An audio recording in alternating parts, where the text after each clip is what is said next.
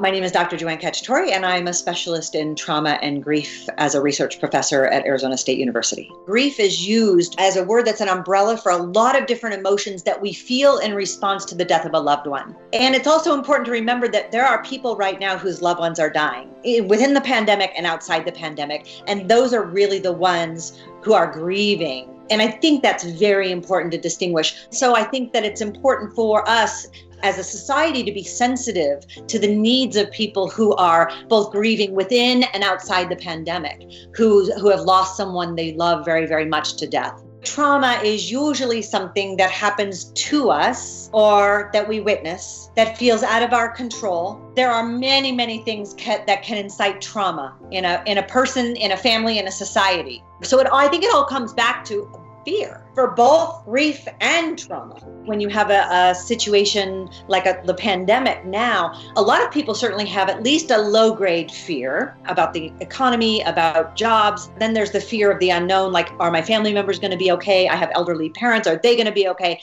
But then in some people, it can rise to the level of feeling like vicarious trauma.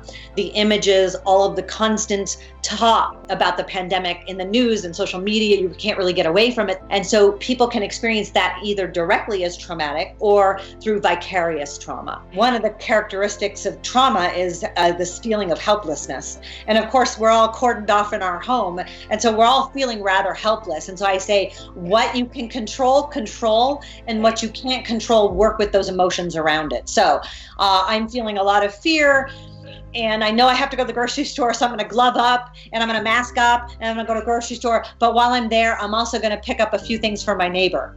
And that's one thing that I can do that both helps me work with my own emotions, but also helps me reach out into the space between myself and the other person in an act of compassion and kindness. At the core of this pandemic is fear. It's fear of a lot of things. And certainly there are going to be losses along the way. There may be the loss of a livelihood. There may be, the loss of time with people we love. It's very different from someone who never gets to see their child again. This is a sensitivity that I'm hoping that we can pay attention to as we go forward in the words that we choose, because there are some people whose loved ones will die during this pandemic who will not ever get to see their loved one again. To cope with fear, I think one of the best things that I say to people is it's like having a heavy backpack on a trail.